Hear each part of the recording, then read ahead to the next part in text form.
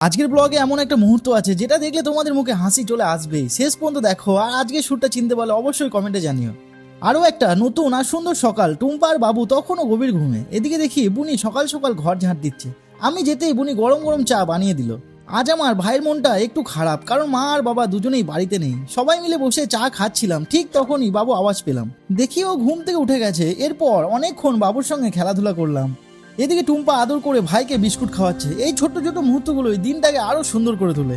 এরপর আমি বেরিয়ে গেলাম কাজের সাইডে। সবাই নিজের নিজের কাজে ব্যস্ত। কাজের ফাঁকে আনন্দ আর আমি সোনার ঝুড়িতে এক কাপ করে চা খেয়ে নিলাম। তারপর আরেকটা দোকানে গরম গরম পুরি খেলাম। রতনপল্লী ঢোকার মুখে এই দোকানের পুরিটা সত্যি দারুণ। তোমাদের মধ্যে কে কে এখানে পুরি খেয়েছো কমেন্টে অবশ্যই জানিও।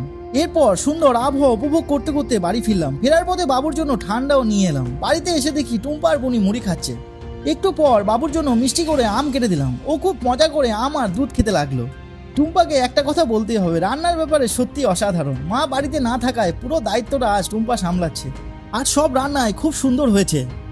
এরপর বক্সে গান চালিয়ে দিলাম আর বাবু নিজের মনে দারুণ করে নাচতে শুরু করলো। এই মিষ্টি নাচ দেখে মনটা যেন ভরে গেল আমার। তারপর টুম্পা আমাকে খাওয়ার জন্য ডাকলো। আজকে সব রান্নায় টুম্পা করেছে আর সত্যি বলতে দারুণ হয়েছে। পেট ভরে সবাই মিলে খাওয়া দাওয়া করলাম। এইভাবে হাসি খুশি আর পরিবারের ছোট্ট ছোট্ট সুন্দর মুহূর্ত দিয়ে কেটে গেল আমাদের আজকের দিনটা।